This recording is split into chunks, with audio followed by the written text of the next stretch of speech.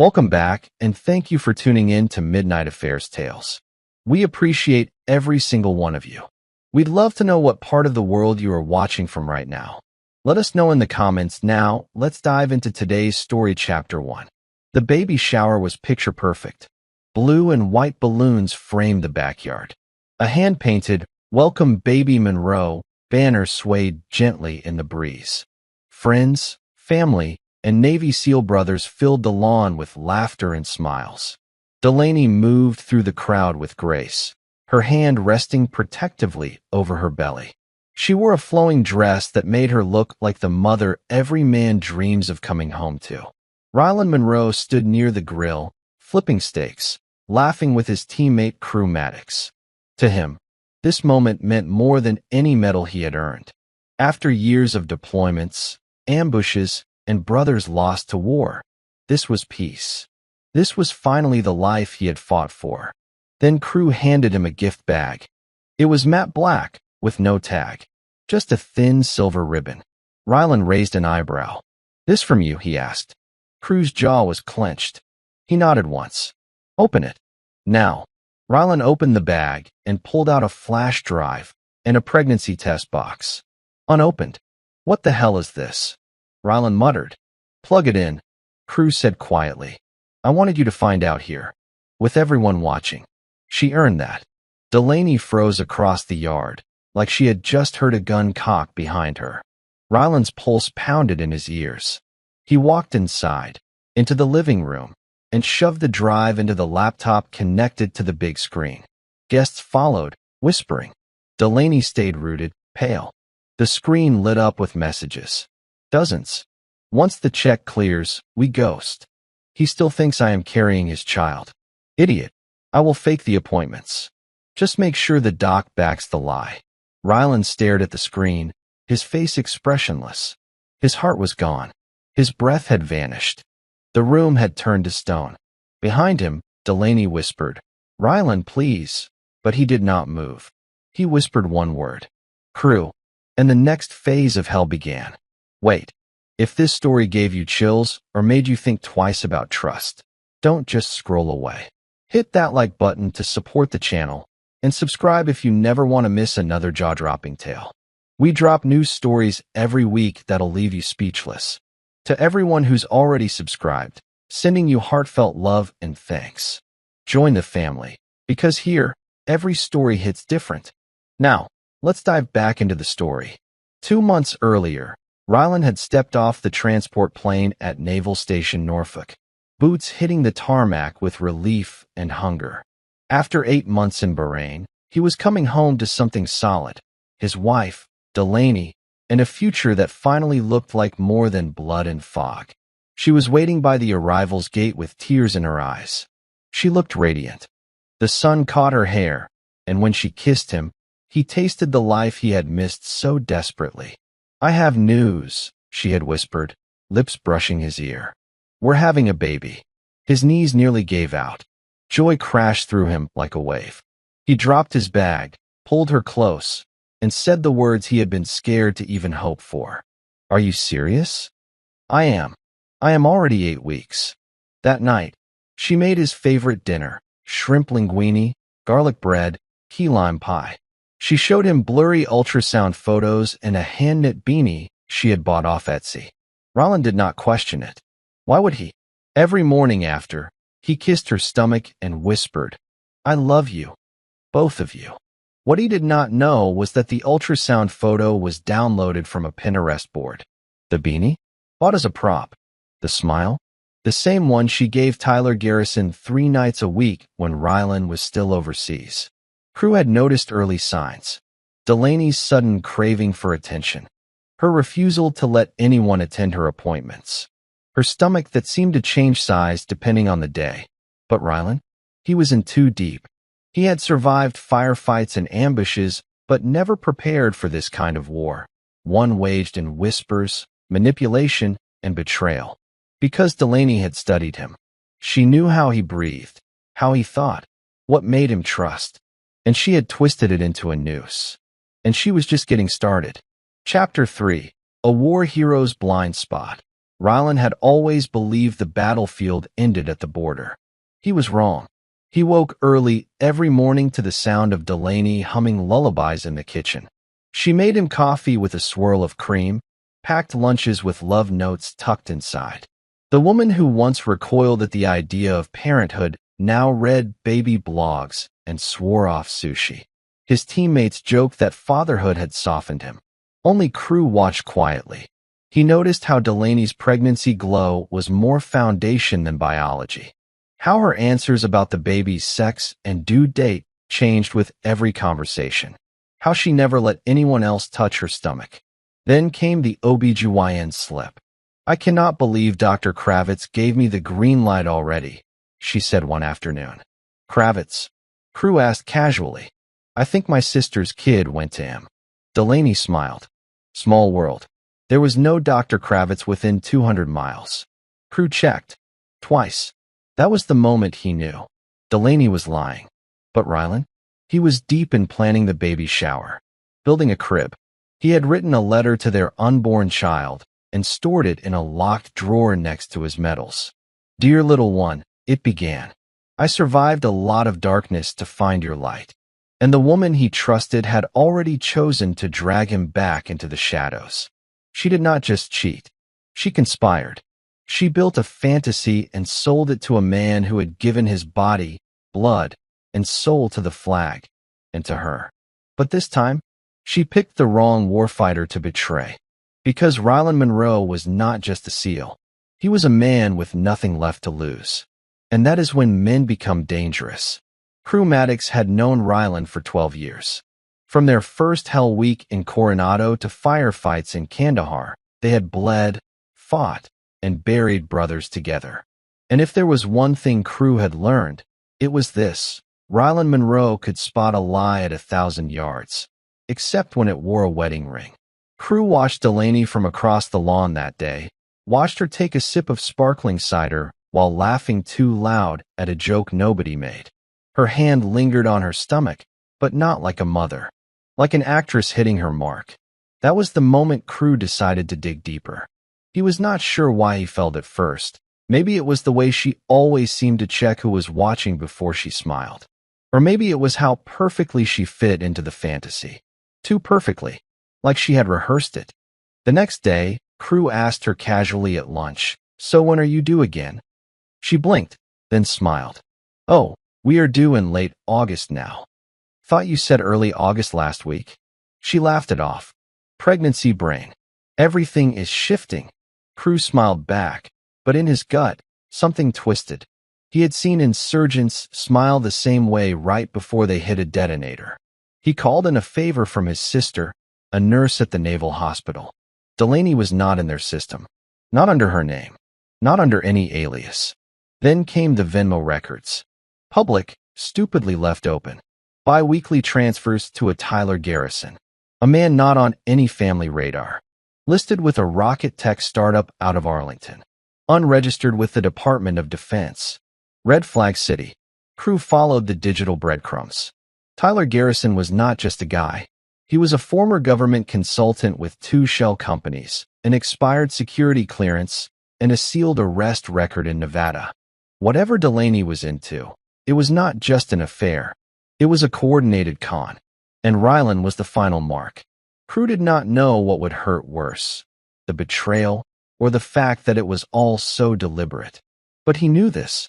He would not let Rylan walk blind into the ambush. Not again. Not ever.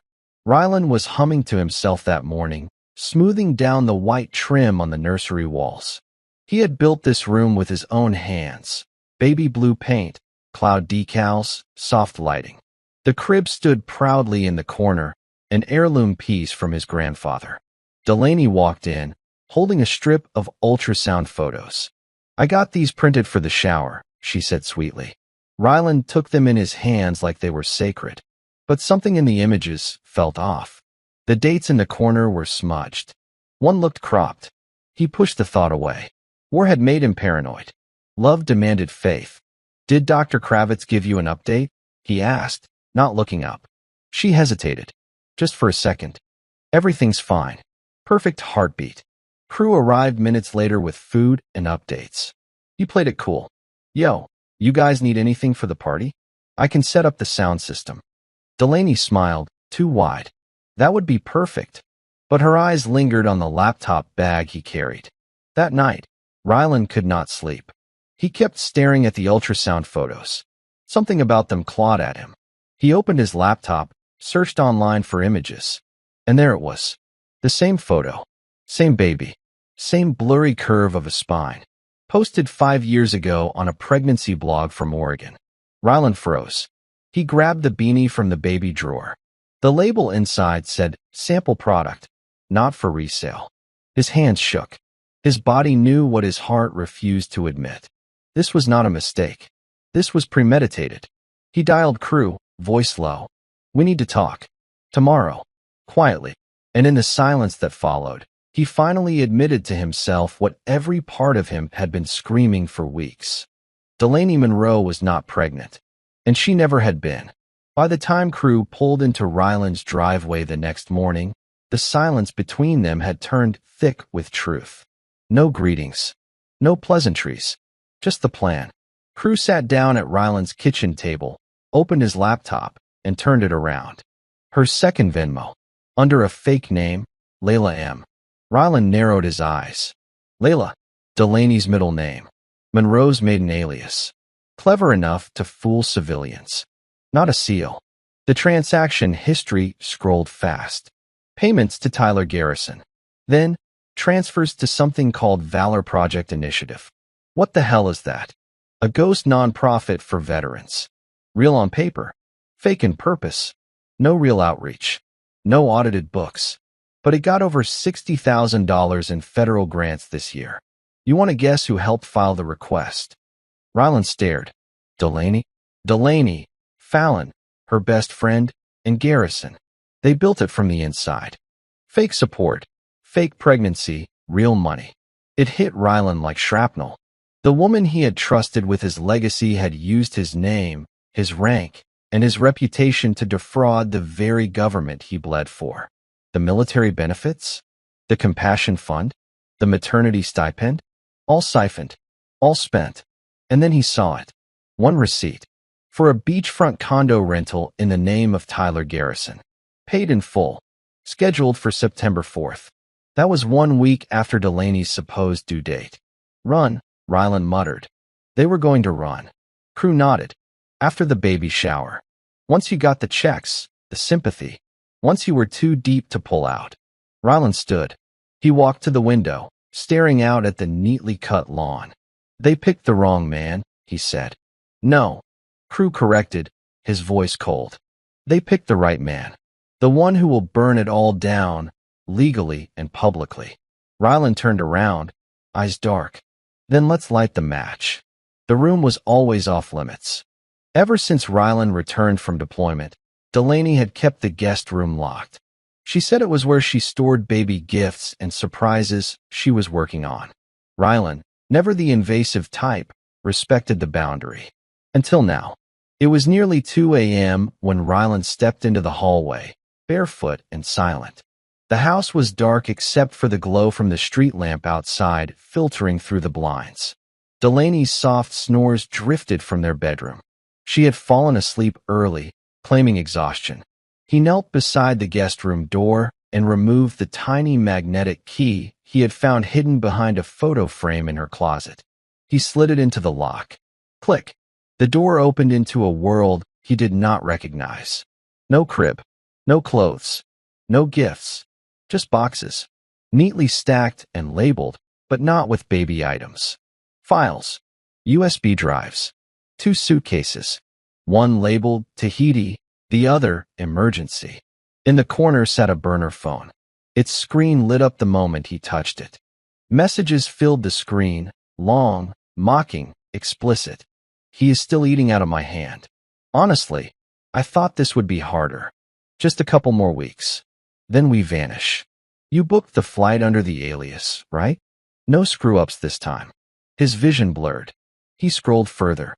There were photos of Tyler, shirtless, in their home, receipts, hotel stays in Virginia Beach, boat rentals, Flower deliveries. One photo stopped his breath cold. It was of Delaney, standing on their balcony in lingerie, holding a glass of wine. Timestamped during the time she claimed to be 8 weeks pregnant. When she had told him she was struggling with nausea, Ryland backed out of the room slowly, phone still in hand. The house now felt like a stranger's. He sat on the stairs in the dark, phone resting against his knee. This was not an affair. This was espionage of the heart. The next morning, Ryland sat alone in the driveway, the burner phone on the passenger seat beside him. He had not slept. His face was rigid, unreadable. The weight in his chest was heavier than anything body armor had ever carried. He pressed play on a voice message. Delaney's voice filled the car. "Baby, we are almost there. Ryland still thinks I am sick most mornings." He is already talking about college savings for a kid that does not exist. A man's voice answered, smug and slurred. "You are golden, babe. Just 2 more deposits, and we are free. Make him feel like a hero. He will never see it coming." Ryland's knuckles turned white on the steering wheel. Another message played. "Do not screw this up like you did in Tucson, Tyler. If Ryland suspects anything, we are done. I am not going to jail for this." "Relax," Tyler replied, laughing. "He is trained for war, not lies. We are fine." The irony was acidic. Ryland had trained for deception. He had led missions where reading a twitch in a man's eyes meant life or death. But love? Love had blinded him. The third message chilled him most. "I faked the positive test. I bought it online. The appointment confirmation? I made a template." He believed it without question. The betrayal was surgical. Ryland stared out at the rising sun. The world looked unchanged, but nothing felt the same. Delaney was not just unfaithful. She was a fraud with precision. She had weaponized trust. He called Crew. "Meet me at the diner. 20 minutes. Bring everything." He picked up the burner, set it on the dash, and stared at it like a ticking bomb. She thought he was naive. She had no idea what kind of man she had just declared war on.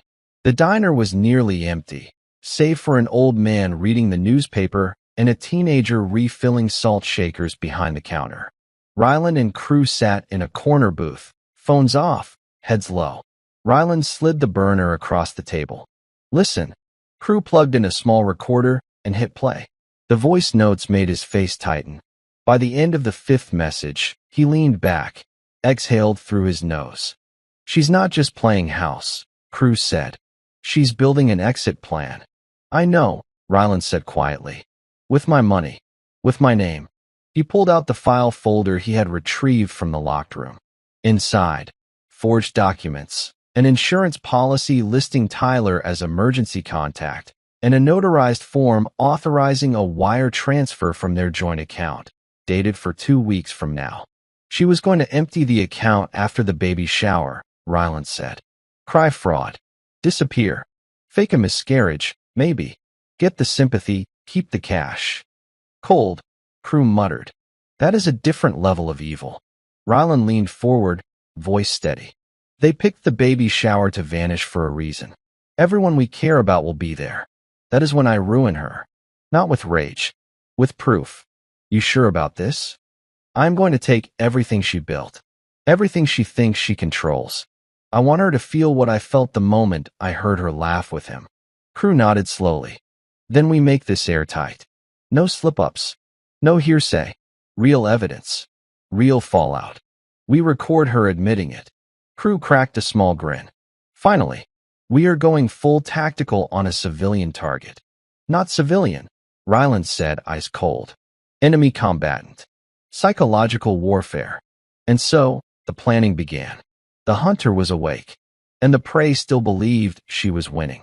By midday, Ryland and Crew had transformed the back booth of that diner into a war room. Maps, screenshots, a printed timeline. Every conversation Delaney had ever had with Tyler, recovered, decoded, timestamped. Crew's contacts had traced multiple burner numbers back to a VPN-routed phone system used in private intelligence networks. These were not just lovers. They were operators. What do you want to hit first? Crew asked. The money, Ryland said. freeze our joint account, shut down anything linked to my identity. I already have a guy at Navy Federal. We can stall the next outgoing transfer as long as you file a fraud warning. Do it. Ryland had never been a man of long speeches. He was decisive, tactical, and precise. This would be no different. But as they planned, he paused and looked out the window. Cars passed. A couple walked their dog. A teenage boy rode by on a bike. And yet in Ryland's world, everything had changed. He would not just confront Delaney. He would dismantle her. I want this to be clean, Ryland said. No screaming match. No threats. I want her to walk into the baby shower thinking she won, and leave knowing she lost everything. Crew nodded. You get one shot to hit this hard enough that she cannot recover. She will not. Neither will he. And that was the unspoken part. Tyler Garrison was not just a homewrecker. He was a fraudster using Ryland's name to help build a fake military nonprofit, a tax-sheltered criminal pipeline that Delaney had leveraged for cash. They are laundering sympathy into money, Cruz said, and using your rank to sell the lie. So I will give them an audience, Ryland muttered, and then I will rip the curtain down. This was no longer a betrayal. It was a mission. Ryland's living room turned into an operation base. While Delaney worked her day shifts, if she was actually going to work, Crew and Ryland combed through receipts, scanned QR codes from gifts already bought for the baby, and cross-referenced every transaction with the Valor Project's account. And there it was. A $15,000 deposit from a military family relief fund had been rerouted, meant to go to a veteran with stage 4 cancer. Instead, it landed in Delaney's crypto wallet. Ryland stared at the screen. She took money from dying soldiers, he whispered. Crew exhaled sharply. I knew she was twisted, but this is evil. The playbook changed in that moment. It was no longer just about revenge. It was about justice. Ryland contacted a legal officer at JAG he had worked with during an internal security clearance audit in Bahrain, Captain Alana Keene. He gave her the outline. No names, just facts. Her voice was sharp, clipped, calm. If what you are saying is true, this goes beyond marital fraud. This could touch federal contract fraud, impersonation, and grant misappropriation. I am going to need evidence. You will have it, Ryland replied. By the time Delaney got home that evening, he had already installed the first set of hidden mics, one in the living room light fixture, another near her vanity. Delaney breezed through the door with shopping bags and a fake glow. Babe, look at this little onesie. Says my daddy's a hero. She grinned like the devil in pearls. Ryland kissed her cheek. That's perfect. And just like that, she walked deeper into the trap, unaware that every word, every lie, was being recorded with time-stamped precision. She thought she was orchestrating a con, but she had just walked onto the battlefield. 2 days later, Ryland and Crew took a quiet drive to an address listed as the Valor Project's headquarters. It was supposed to be a veteran support center. The online photos showed men in wheelchairs, families receiving care packages, plaques with military logos. Reality? A rundown office complex with a locked glass door and one mailbox labeled VPI Holdings. Inside, dust-covered broken furniture. No staff. No flags. No signs of life. A flickering exit sign buzzed above the door. Crew shook his head. A complete ghost shell. They broke no laws. They stood outside. They documented. Crew took high-res pictures of the building, the mailbox, the locked door. This is classic money laundering setup. They used you, man. Your SEAL background was their seal of credibility. That is why your name is all over the fundraising decks. I never even saw a fundraising deck, Ryland said coldly. Exactly. She forged it. They returned to the car. Crew tapped into a secure VPN and sent all data to Captain Keene. You sure you want her involved? Crew asked. Ryland stared out the windshield. She's the only one I trust in government right now. Delaney's lies have fingerprints on real documents. The moment someone checks the donor reports, they will see my signature. I need a federal ally. Crew nodded. When they returned home, Delaney was curled on the couch, watching baby vlogs and humming lullabies. She looked innocent, glowing, like everything in her world was perfect. And maybe it was, for now. But she had no idea that the world she had built on lies was already starting to shake beneath her feet. And in just a few days, Rylan would not just destroy her fantasy. He would burn it down in front of everyone who once believed her. It was not just Delaney. The deeper Rylan and crew dug, the more names surfaced. The Valor Project Initiative had 4 board members. One of them, Mason Reed, Rylan's old high school friend, the man who had stood next to him as best man at his wedding, the man who hugged him with teary eyes when Delaney announced her pregnancy. Mason, Rylan said, staring at the 501c3 documents. That piece of garbage signed the funding letters. Crew looked at him cautiously. You want to pull back? Rylan shook his head, slow and cold. No, I want them all. Mason was not just a silent partner. He was the bridge.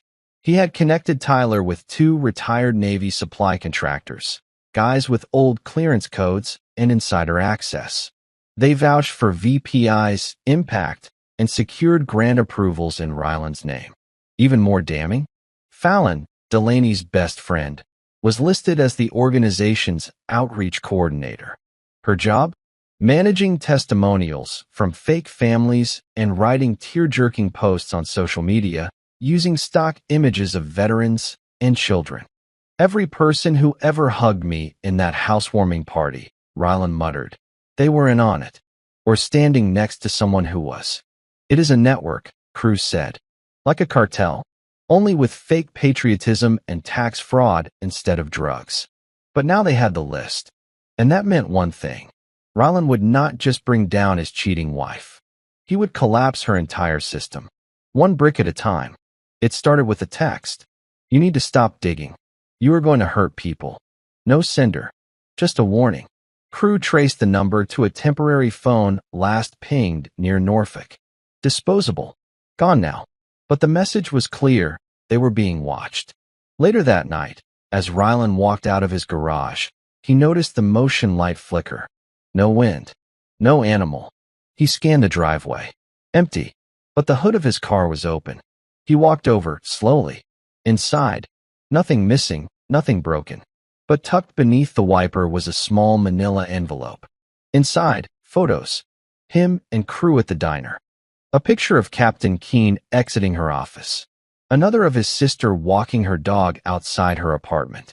This was not subtle. This was a threat. He brought the envelope inside and laid it flat on the table. Delaney came in a minute later, holding a tray of tea. Rough day? She asked, smiling. You look tense. Rylan looked at her. Really looked. Her smile was perfect. Symmetrical. Practiced. She was a master of masks. He leaned back, took a sip, nodded. Just tired.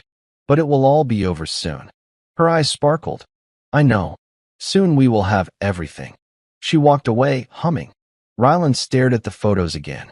They were watching him. But they forgot something. He was watching them harder. The following week was the calm before the storm, and every second of it was carefully engineered. Rylan acted like the perfect husband. He massaged Delaney's swollen ankles, complimented her fake glow, even went baby shopping with her. He let her believe the lie was working. All the while, crew installed hidden cameras. One in the nursery lamp, one in the hallway smoke detector, one tucked into the teddy bear Delaney had insisted be the baby's first toy. Each night, Rylan copied files from her laptop to a hidden drive. He found forged IRS forms, drafts of tearful miscarriage posts she had prepared to publish after the final bank transfer. She was going to vanish, claim heartbreak, collect sympathy, move to Belize. Not anymore. The night before the baby shower, Rylan stood in the nearly finished nursery, staring at the empty crib. He whispered into the camera hidden behind the bookshelf. You took everything sacred and turned it into currency. Now watch what I do with your empire. Crew, reviewing the footage from his apartment across town, cracked a rare grin. They had everything now. The voice recordings, the forged documents, the network of accomplices, financial trails, even the schedule of escape flights booked under aliases. Delaney believed the next day was her curtain call. But what she did not know was that the house had already been wired. Not for bombs, for truth. And the explosion would be televised. The invitations had gone out weeks ago. The RSVP list included 22 names, family, friends, Seal brothers, and a few of Delaney's work friends, who, by now, Rylan knew were just pawns or plants in her scheme. Delaney was glowing, artificially. She had booked a makeup artist for the morning and a private chef to handle the food. She insisted on a specific dress, sky blue with pearl accents, designed to highlight her fake bump. Rylan complimented everything. "You are going to be the most beautiful mom in the world," he said with a warm smile. She beamed, entirely convinced. Behind the scenes, crew handled tech. Micro cameras fed footage directly to a remote cloud server. Audio lines were tested. The TV was connected to Rylan's laptop, hidden in the entertainment cabinet, ready to play the damning evidence when the moment came. Rylan had even set up a gift-opening segment on the schedule. That was when it would hit. At 1 p.m., the guests started arriving. Laughter filled the air. The backyard shimmered under rented umbrellas. Soft music played from a curated playlist titled, "Welcome, Baby Monroe." Delaney moved through the party like a queen, hugging, laughing, milking every smile. Rylan poured drinks, shook hands, gave toasts. Nobody could sense the storm beneath the surface. Nobody except crew, watching silently from the patio with a camera bag slung over one shoulder, eyes scanning. At 2:17 p.m., Rylan got the text from Captain Keene. "IRS confirms Valor is fraudulent. We're moving on it Monday." He looked up from his phone and caught Delaney staring at him. She smiled. He smiled back and quietly whispered to himself, "One more hour." The moment arrived like clockwork. "Okay, everyone," Rylan said, raising a glass. "Before we cut the cake, I want to open one last gift." Crew walked forward, carrying a small, black gift bag with silver trim. The same bag from the beginning. He handed it to Delaney. She blinked, smiled, played along. Oh, mysterious. Inside, a flash drive, wrapped in a pale blue ribbon. "What is this?" she asked. Rylan stepped forward. "A memory. One you forgot I would find." She laughed, awkwardly. "Is this some weird Navy prank?" Rylan turned to the crowd. "Before we bring a child into this world, I want to share something special with all of you. Because I believe in family. In truth. In loyalty." He picked up the remote and clicked play. The living room TV lit up. Text messages. Voice recordings. Screenshots. Bank transfers. Delaney froze. Her face drained of color. Then came the audio. "He still thinks I am pregnant. I almost feel bad." "Do not. He's a war robot.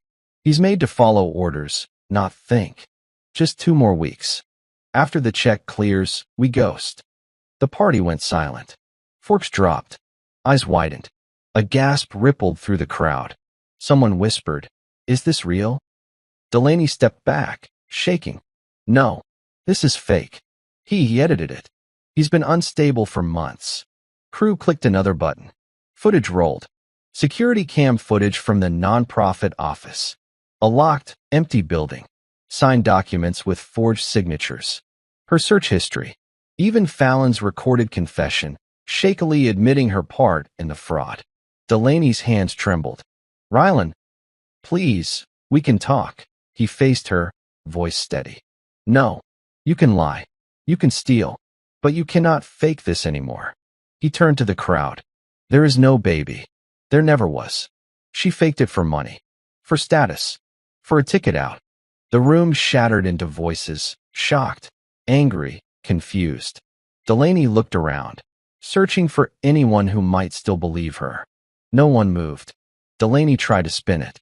She stepped forward, hands outstretched. "He is making this up. He is just upset.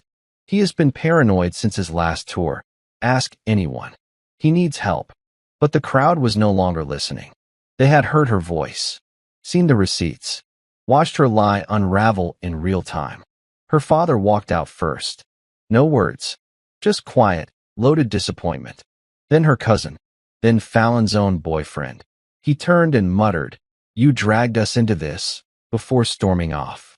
Delaney's facade shattered. She turned to Crew. "Tell them. Say something. You know me. This is insane." Crew stared at her, unblinking. "I do know you. That is the problem."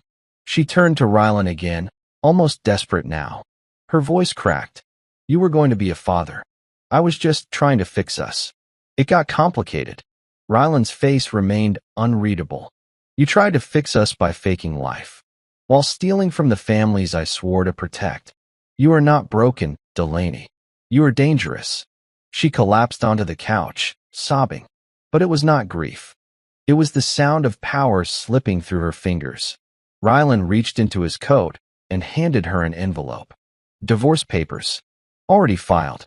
With a copy submitted to the state fraud unit. Delaney's sobs stopped.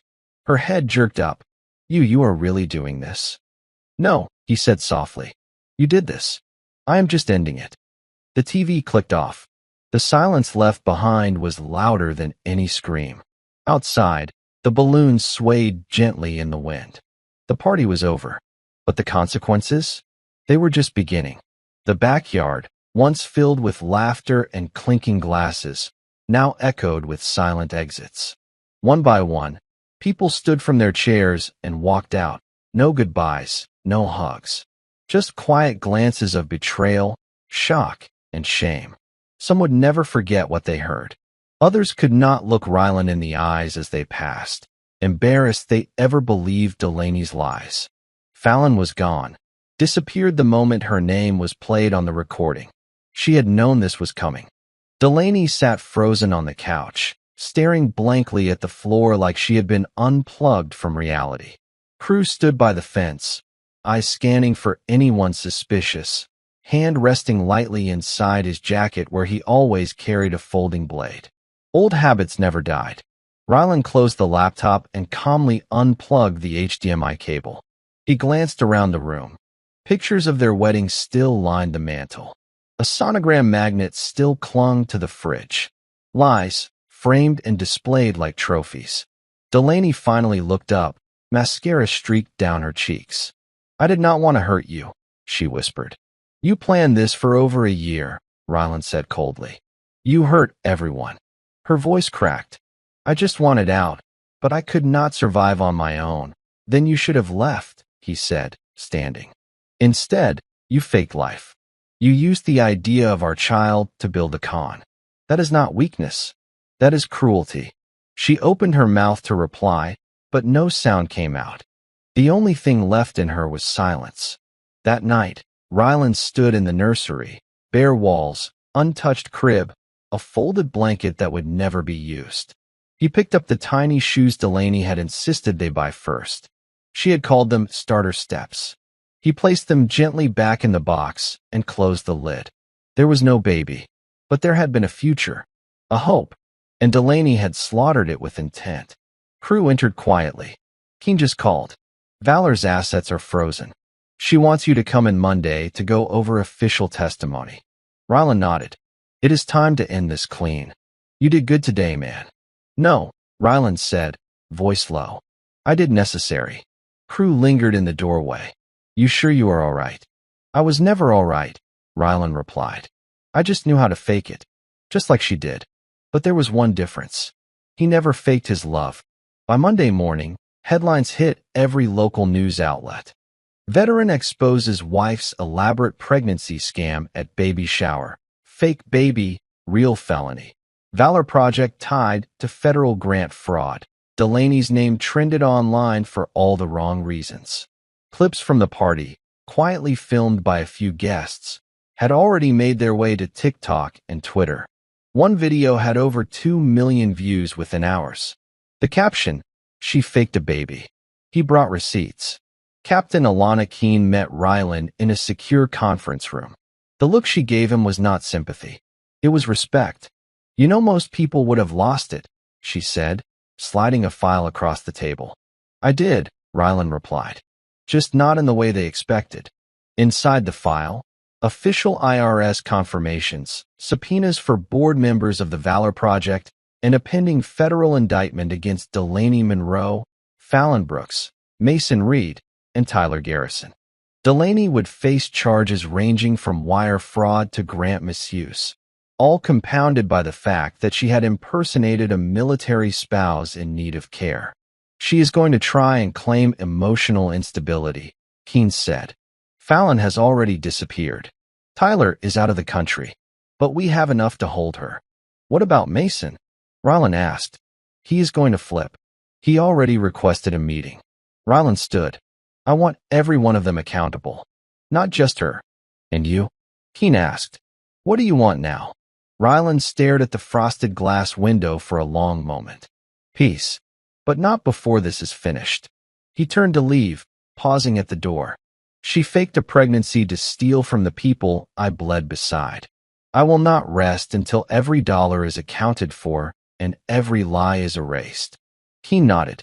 And you'll have my office behind you all the way. Tyler Garrison had vanished.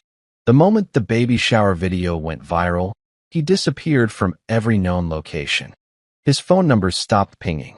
His social media accounts were deleted. The apartment he had listed in Arlington had been cleared out overnight. No forwarding address, no digital trail. But Rylan had no intention of letting him stay hidden.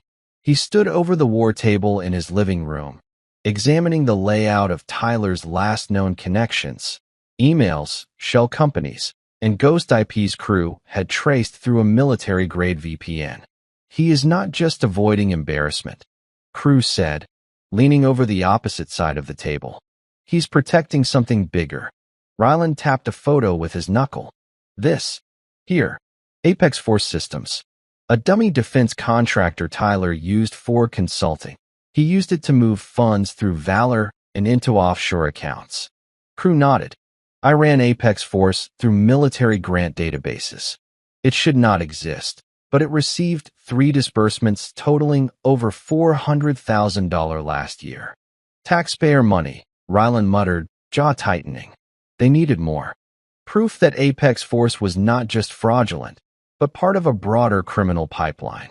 That night, Rylan messaged a contact from his Bahrain deployment, Diaz, an IT contractor with defense intelligence. They had shared a barracks during blackout ops. Rylan, need a favor. Unofficial. You ever hear of Apex Force Systems? Diaz, yeah. We flagged them once. Sketchy backend. Multiple encrypted outbound transfers to BVI accounts. Rylan, can you send what you have? Diaz, only if you promise not to get killed. This runs deep. Rylan's pulse quickened. Delaney's betrayal was just the surface. Tyler's scam was a gate to something much darker. Diaz delivered. Encrypted files, time-stamped, authenticated, and pulled from a dormant secure drive buried deep in the Defense Intelligence Archive. Crew decrypted them while Rylan sat beside him, eyes locked on the loading bar. When it opened, they found a ledger. Not just names and numbers, but people. Government staffers, contractors, even mid-level defense liaisons. Every name beside a dollar figure.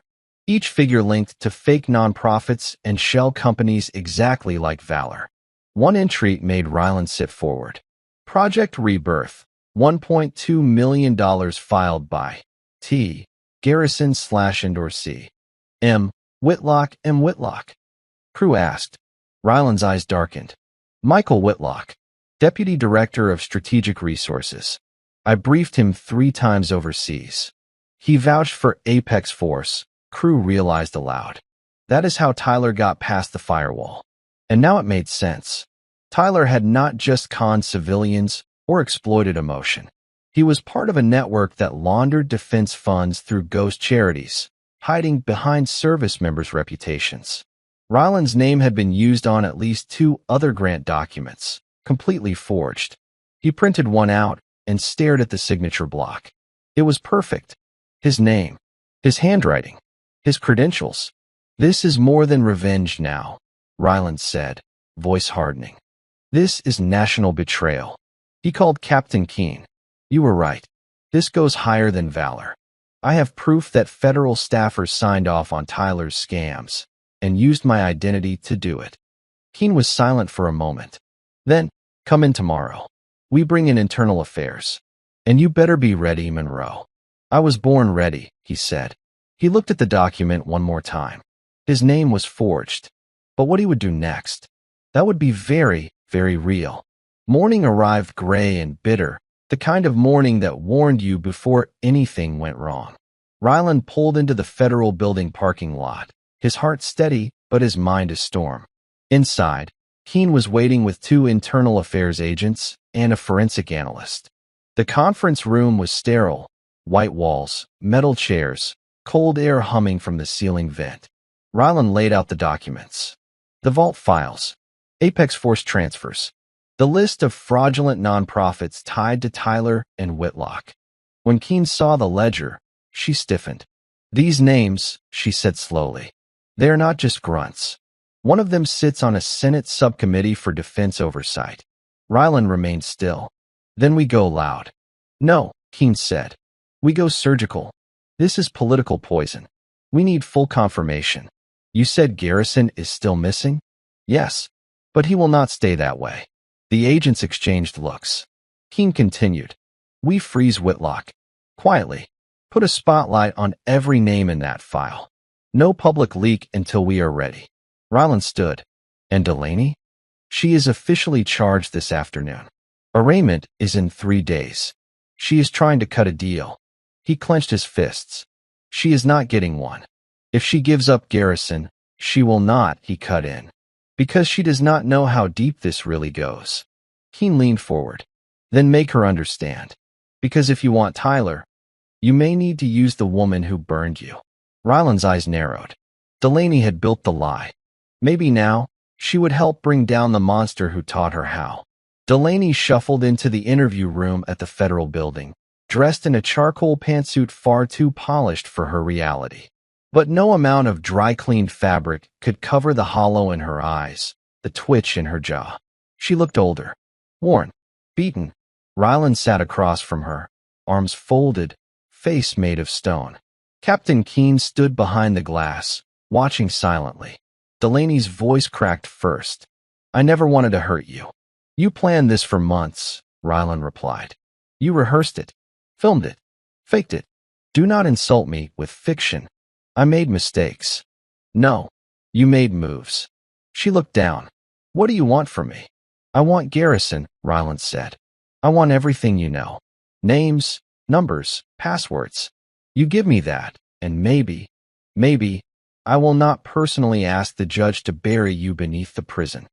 Delaney swallowed. You think I can just hand him over? Tyler is not some dumb scammer. He is connected. He has people on payroll in D.C. Even if I talk, he will know. He will find me. Then help us find him first, Ryland said. Delaney hesitated. Then, there is one name he never let me write down. He only called her the woman in black.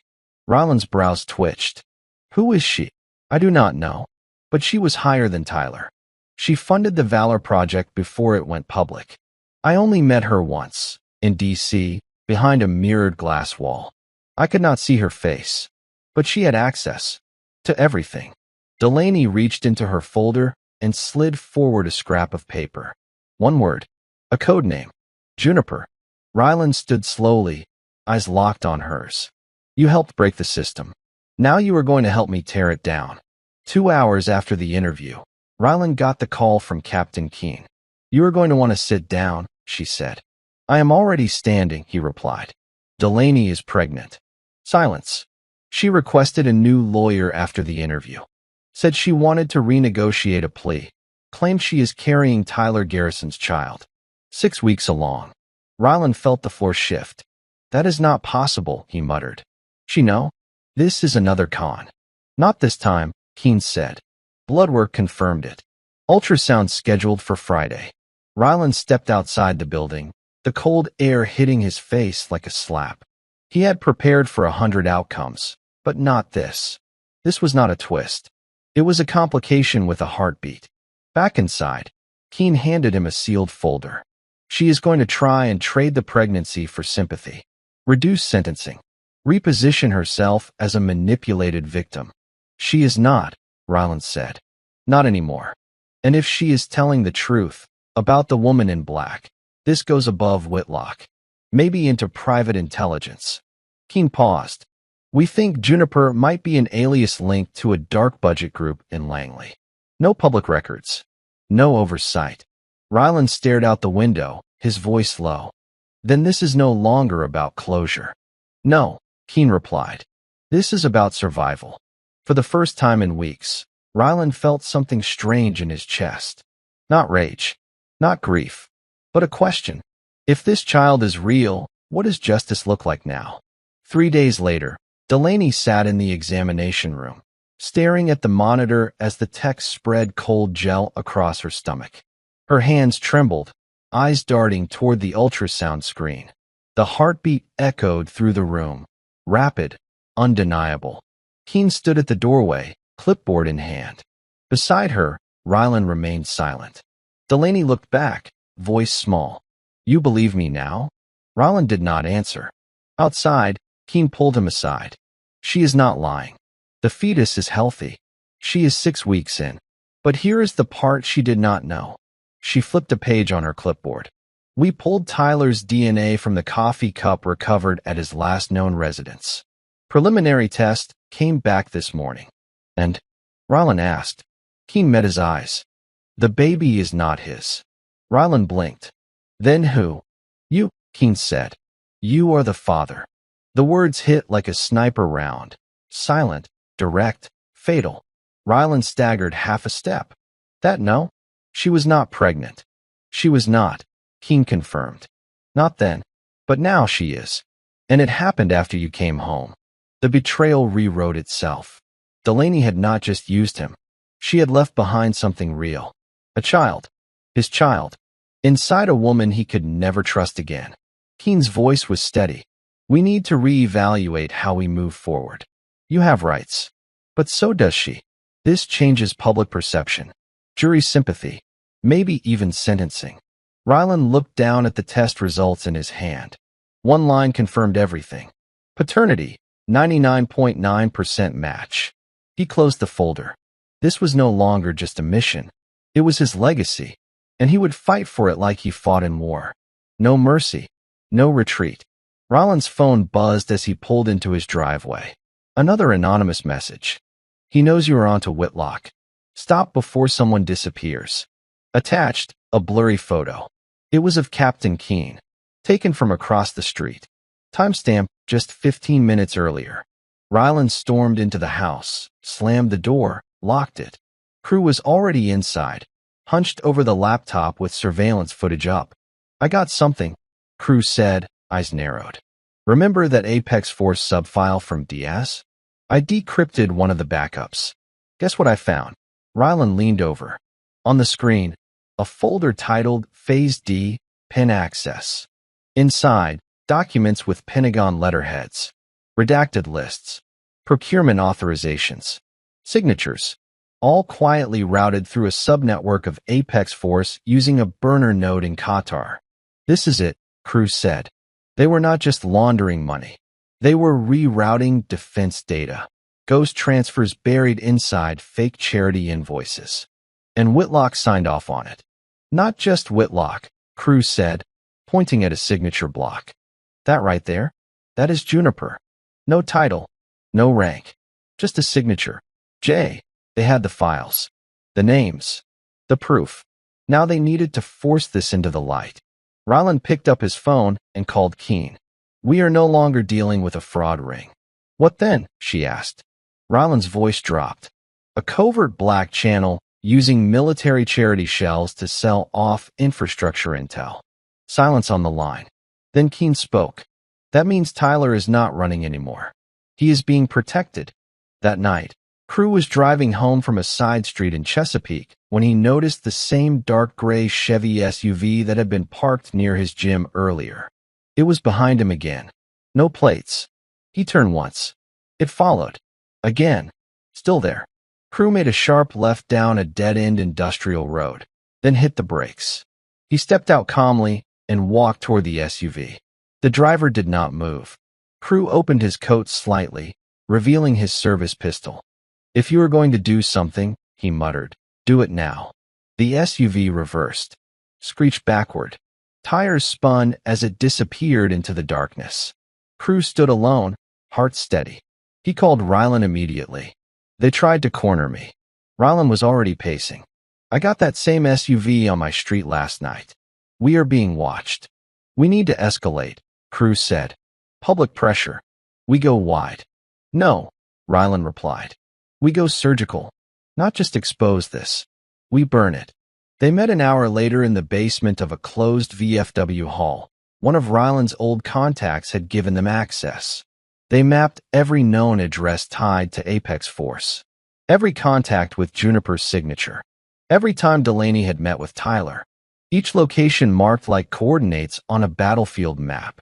We bait them, Rylan said. We plant false data on one of the fake grant forms. Something too sensitive for them to ignore. When they come to retrieve it, we record everything. That is risky. That is war. Crew looked at him, then nodded. I hope they do show up, he muttered. I am ready. 2 mornings later, a brown envelope appeared on Rylan's doorstep. No label. No stamps. Just a single name scrawled in black ink. For Monroe. Inside, a printed ledger. Foreign bank transactions. Transfer receipts from shell companies to offshore vaults in the British Virgin Islands. It showed over $3.2 million moved over the past 16 months, all tied to projects bearing names like Echo Aid, Valor Project, and Children of Patriots. One transfer note caught Rylan's attention. Clearance payout, JH to Garrison, beside it, a scribbled note. You are not the only one they burned, GH. Crew scanned the document.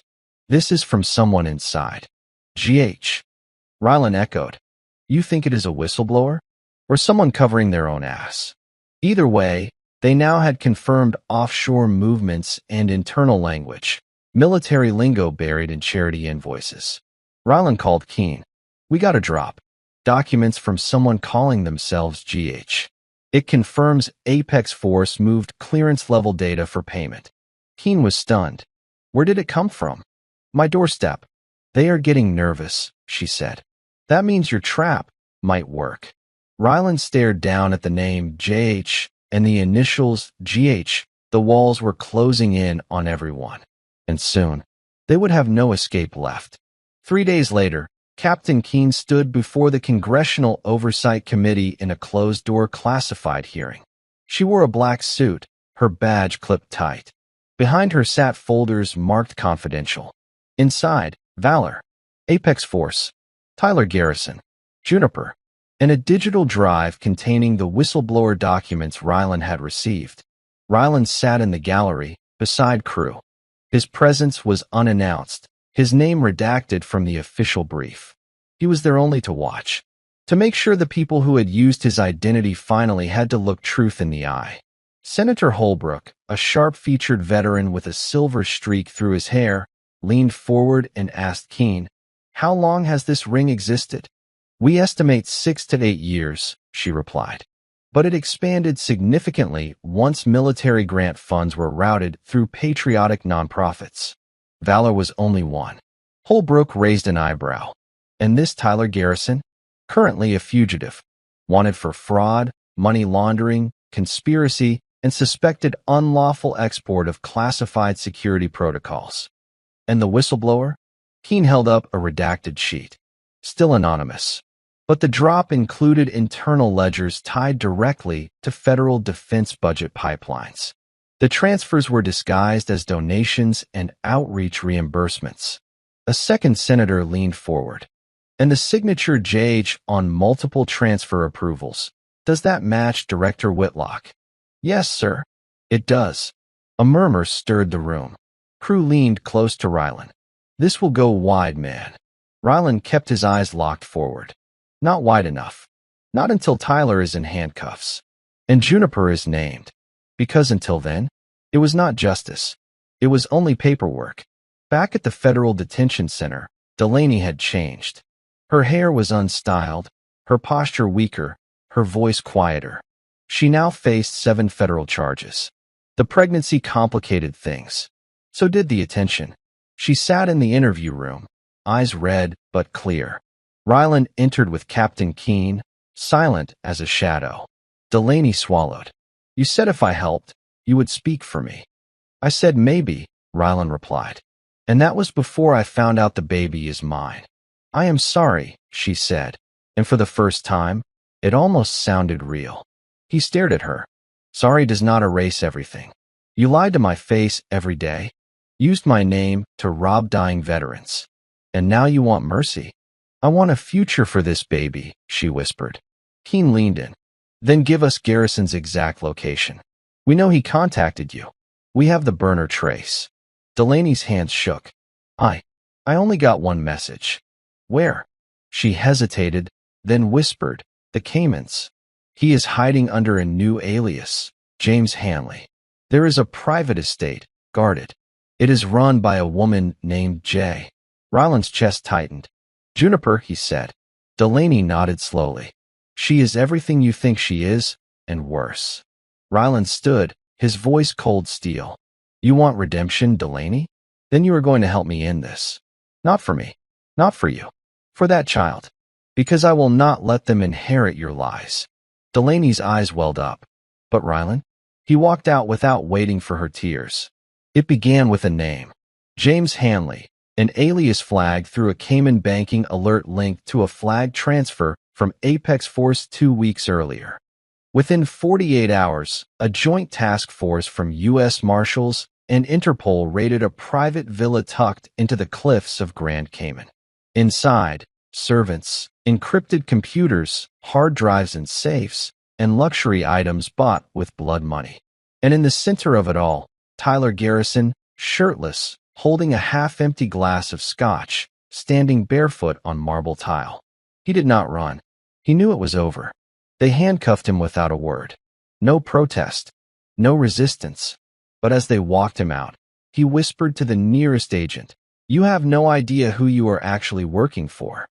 The agent said nothing, just shoved him into the armored van and slammed the door shut. News broke within an hour. Fugitive defense contractor Tyler Garrison captured in Caymans. Links to Pentagon corruption now confirmed. In Virginia, Ryland sat alone in the dark, watching the footage on loop. Crew entered quietly. He is caught. Ryland nodded. But what about Juniper? Crew asked. Ryland's eyes narrowed. She is next. He pulled a fresh sheet from the printer. It was a CIA-linked offshore pass-through chart. And at the bottom, a code name. Juniper, primary operator, Sarah Whitlock. Ryland's jaw clenched. Michael Whitlock's sister. A new name. A new target. And the war was not over. Fallon Brooks had gone underground the day after the baby shower. But justice, when backed by evidence, always finds its target. Ryland and Keene tracked her to a condo in Charlotte, North Carolina. She was using her sister's name, living cash only, pretending to be a wellness coach. It ended when federal agents pulled her out of a hot yoga studio and cuffed her in front of a dozen stunned clients. At headquarters, Fallon sat in a cold interview room, trembling. She was not built for this. Unlike Delaney, Fallon had no poker face. Keene stood at the head of the table. Ryland remained silent beside her. Fallon, Keene said, placing a thick file on the table. You are looking at 20 years minimum. Unless you give us everything.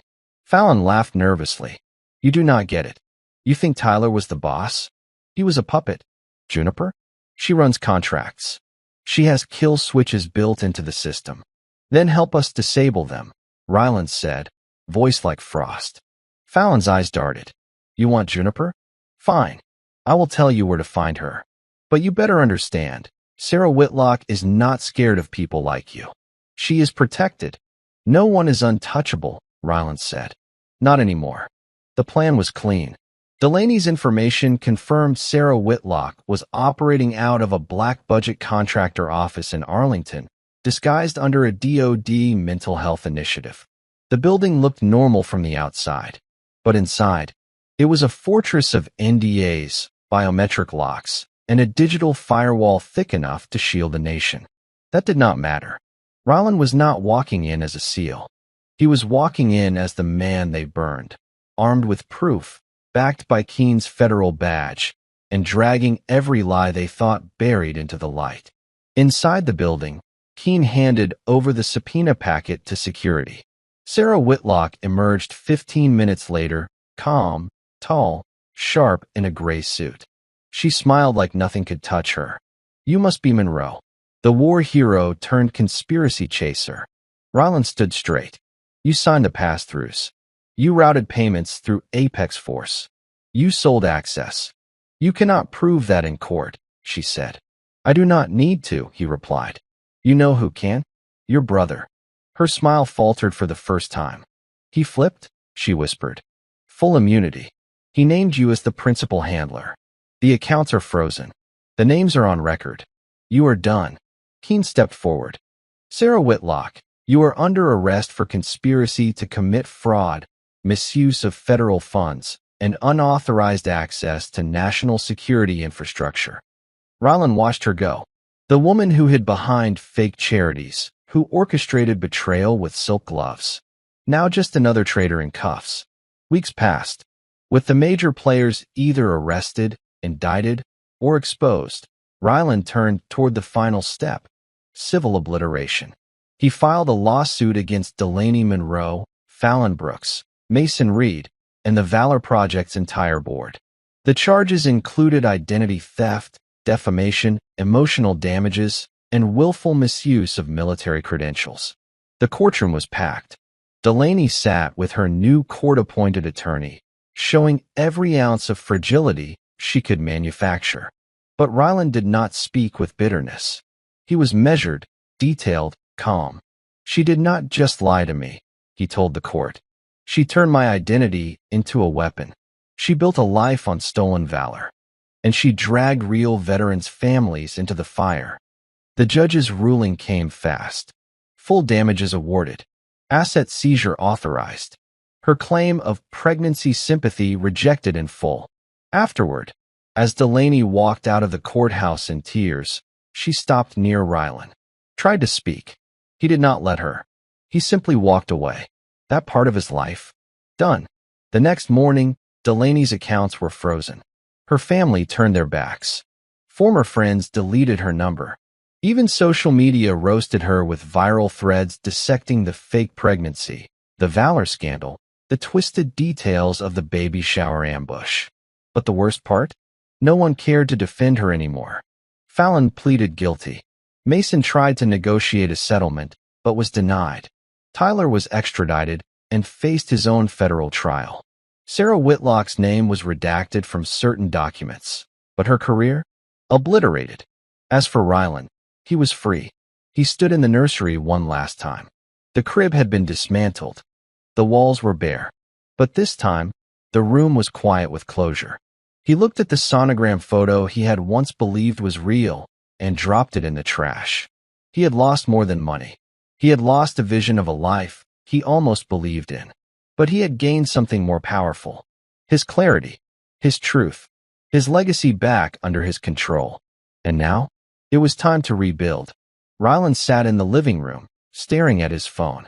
Delaney had tried contacting him 6 times in 3 days. Texts, voicemails, even one old photo with the caption, "You were the only real thing." He had deleted each message without listening. But this one, he tapped it. The recording played. "Ryland, I know you will not pick up. I do not blame you. But I just wanted to say, I was never trying to hurt you. I thought I loved you. And then I thought I needed more. Then I got lost in something I could not control." There was a pause. A sob. "The baby is real.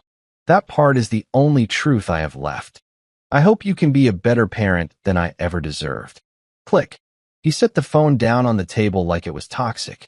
Crew walked in with 2 coffees. "She tried again?" Ryland nodded. "Same excuses. Same lies. Just softer now." Crew sat beside him. "You going to respond?" "No," Ryland said. "She is a ghost now. And ghosts stay dead." Outside, the breeze caught the corner of the baby shower banner, still hanging half-torn from the fence. He had not taken it down yet.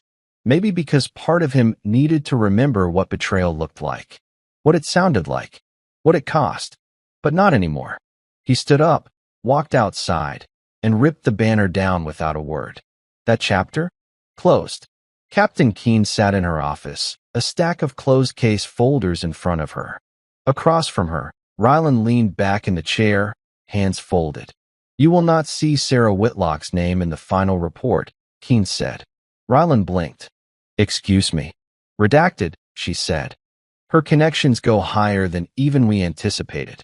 Intelligence cut a deal, quiet expulsion, sealed transcripts, no trial. Ryland's jaw tensed. So she walks. Not exactly. Her assets are gone. Her credibility is finished. But yes, no prison. He stared at the ceiling for a long moment, then looked back at Keene. You ever get tired of protecting the ones who can afford it? Keene sighed. Every damn day. But the system does not run on morality. It runs on leverage. You know that. He nodded slowly. But I also know one thing, he said. Every system eventually breaks. Especially when the people inside start fighting from the inside. Keene slid a manila envelope across the table. This came through sealed delivery. From someone inside Langley. Ryland opened it. Inside, photos, signatures, location tags from a shadow op once run under Sarah's leadership, labeled Juniper Protocols. She was deeper than we thought, Keene said. What you uncovered? Just the surface. Ryland folded the envelope shut. Then we dig deeper next time. 3 weeks later, Ryland sat across from a New York publisher's rep at a downtown cafe. The woman leaned in, voice low but eager. Ryland, this story, you realize what this is, right? You are sitting on a multi-million-dollar memoir.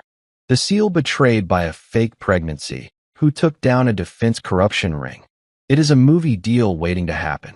Ryland sipped his black coffee slowly. You will have full creative control, she added. We just want the rights. We can even ghostwrite if it is too raw for you. He looked her in the eye. No, she blinked. Excuse me. I lived it. I do not need to profit from it.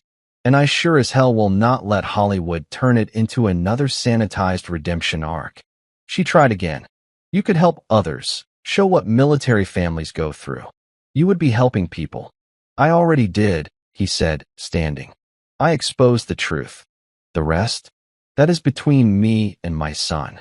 He left a 20 on the table and walked out without another word. Some stories were not for sale.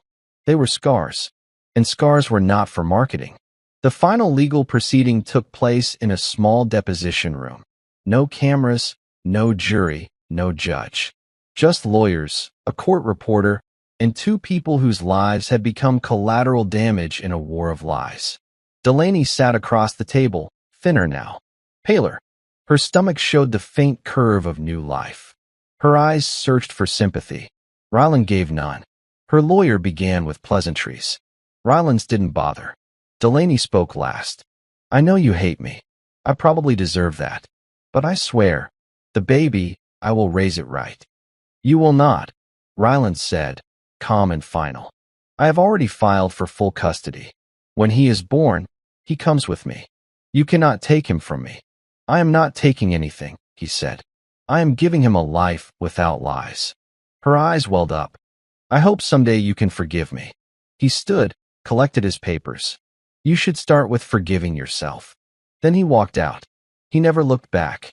And outside the building, the air felt different. Not clean, not healed, but free. Ryland stood in the hallway outside what used to be the nursery. For weeks, he had avoided it, kept the door shut, the light off, the memories sealed behind it like a vault too dangerous to open. But today was different. Today it was time. He stepped inside, every floorboard groaning under his boots like the house itself remembered what had been built and what had been faked within those walls. On the shelf sat the photo frame, the one Delaney had placed there with the fake ultrasound printout, the ghost of a child that never existed. He stared at it in silence, then slowly reached out, took the frame in both hands, and pulled it off the wall. No ceremony, no speeches, just one man reclaiming his space. He carried it into the backyard, lit a small fire in the metal pit, and dropped it in. The flames crackled as the glass warped, then shattered with a soft pop. Prue watched from the steps.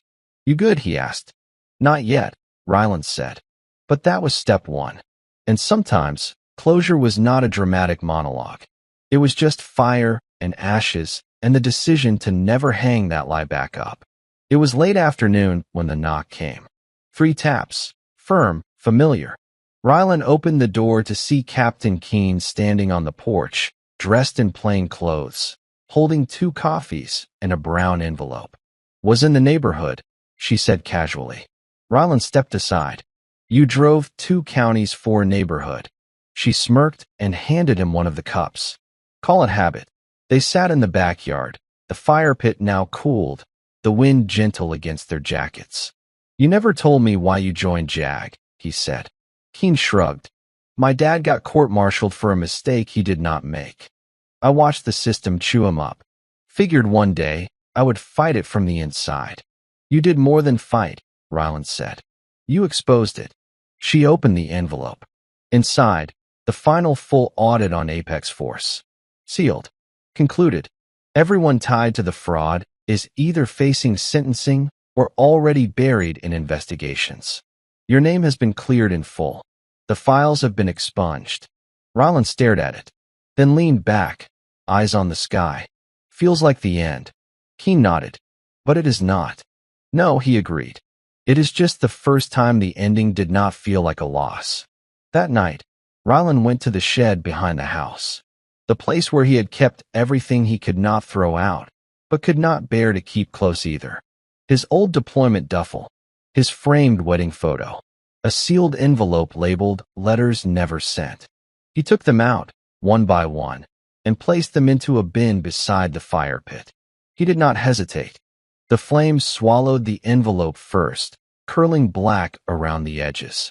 Then the photo, the uniforms he had saved, not as a rejection of his past, but as a release. He had lived through 2 wars, one with guns, one with betrayal. This was the final battlefield, and he had won. When the flames died down, Ryland sat alone, staring into the embers. He did not cry. He did not rage. He just breathed, for the first time in years, without weight. And that was a kind of freedom he never thought he would feel again. Weeks later, an envelope arrived addressed from the Department of Defense. Inside was a citation for civilian valor and integrity in exposing corruption within government contracts. Enclosed was a formal invitation to receive the award at a private ceremony in D.C. Ryland placed it on the table and stared at it. He had medals from his SEAL days. He had honors, patches, challenge coins. But this one, it felt different. Not because of the recognition, but because it came after the war he never signed up for. Prue stopped by later that afternoon. "You going to accept it?" Ryland shrugged, still deciding. "Should. You earned it." "I did not do it for them," he replied. "I did it because I could not live with silence." Prue nodded, then held out a small box. "What's this?" Ryland asked. Prue grinned. "Something for your kid one day. My dad gave it to me after my first firefight." Inside, a silver compass. Etched on the back, "When lost, lead." Ryland's throat tightened. He closed the lid. "I will make sure he learns that." Prue clapped his shoulder once. And just like that, they stood quietly, 2 soldiers, scarred but still standing. Not for vengeance, but for the next chapter. The hospital room was silent, filled only with the hum of machines and the low murmur of nurses outside. Ryland sat in the corner, hands clasped, staring at the wall. The clock above the door ticked like a countdown, but he was not nervous. He was focused. Delaney had gone into labor 3 hours earlier. He was not there for her. He was there for the baby. A nurse opened the door. "Mr. Monroe?" He stood instantly. "It is a boy. Healthy. Strong lungs. You can see him now." Ryland walked into the room slowly, his boots unnaturally loud on the linoleum floor. Delaney lay pale and exhausted, eyes wet. But Ryland's gaze passed right over her and landed on the nurse cradling the baby in her arms. "Do you want to hold your son?" He nodded. The nurse placed the infant in his arms, and the world slowed to a whisper. Tiny fingers, wrinkled skin, a faint, broken cry. It was not just a child. It was a second chance. He looked down and whispered, "You were the only thing real in all of this." Delaney spoke, her voice thin. "What are you going to name him?" Rylan looked at the child, then at her. "You gave me lies. I will give him truth." Then he turned away, and his son's cry filled the room like a declaration. At home, the house was no longer quiet. There were new sounds now, soft cries, bottle warmers clicking on, lullabies echoing from a Bluetooth speaker in the corner. Rylan sat in the living room with a notebook open. He had written over 20 pages. All of them started the same way. "To my son, when you are old enough to understand," he wrote about trust, about war, about betrayal and healing. But mostly, he wrote about love. Real love. Not the kind that hides behind grand gestures and lies, but the kind that stays when everything else breaks. He paused mid-sentence and looked up at the monitor where his son slept peacefully in the next room. "You are going to grow up knowing everything," he whispered. "Not the filtered version, not the bedtime story, the truth." He tucked the notebook away in a fireproof safe next to the birth certificate. Not for today, for someday, when the boy would need to know who his father really was. Not just the headlines, not just the uniform, but the man who chose to protect him, even when the whole world turned upside down. At the courthouse, Rylan filled out the final paperwork. Custody, granted. Paternal acknowledgement, confirmed. He signed the birth certificate alone. In the box labeled name, he paused, then wrote, "Micah Valor Monroe." Micah, after the Hebrew word meaning who is like God. Valor, for the word they tried to twist into prophet. Monroe, for the man who would raise him, not just share his blood. He handed the form to the clerk, who stamped it and smiled. "Strong name," she said. Rylan nodded. "He will live up to it." Outside, the day was clear, the sky free of clouds. For once, the future did not feel like a war waiting to happen. It felt like a road. Still hard, still long, but his. He walked to the car, where Micah was sleeping in the car seat, his tiny hand curled into a fist. Rylan whispered, "Let them keep their secrets. We have none left." And for the first time in his life, he smiled without weight on his shoulders. It had been 6 months since the arrest, 5 since the lawsuit, since Rylan brought Micah home. And still, some mornings, he would wake with the phantom echo of voices that no longer belonged to him. But healing was not a single day. It was 1,000 small ones. Today, he drove to the cemetery, not for a funeral, but to bury something symbolic. He brought the last box. Inside, the original wedding ring. The Valor Project pin he found in Delaney's drawer. A copy of the fraudulent sonogram. And one last envelope, sealed, never to be opened. He dug a small hole beside the tree line, no stone, no name, and placed the box inside. Then he stood, hands in his pockets, wind brushing the leaves like whispers. "You taught me what betrayal feels like," he murmured. But Micah, he will only know what truth feels like. Behind him, the sky stretched wide. The storm was over. On the drive home, Micah giggled from the back seat as a toy giraffe bounced with every bump. Rylan looked at him in the mirror. "We are almost there, little man." But in his heart, he already was. Almost. The sun was setting as Rylan walked into the community center, holding Micah in his arms. Tonight, he was not a soldier, not a survivor, not a man wronged. He was a speaker. A small group of veterans and military families had gathered. Some had lived through combat. Others had been scarred by quieter wars, emotional, financial, personal. Rylan stood before them and began. "I was trained to survive anything," he said.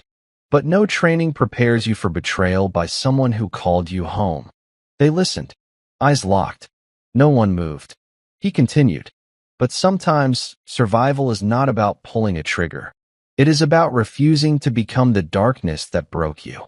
I was almost that man. Then I chose to fight for something real." He looked down at Micah. "For someone real." The room went quiet. "I lost trust. I lost peace. But I gained a reason to rebuild both. And if you are sitting here, breathing, wondering if your story is over. It is not. He ended with a single line. Legacy is not what they leave behind you. It is what you decide to carry forward. The room stood and clapped. And just like that, the story ended, not with revenge, but with purpose. Now it's your turn. What would you have done in Ryland's place? Let us know in the comments, and tell us where in the world you are watching from. If this story pulled you in, make sure to hit that like button, gently, not like Ryland hitting back at the Valor scam.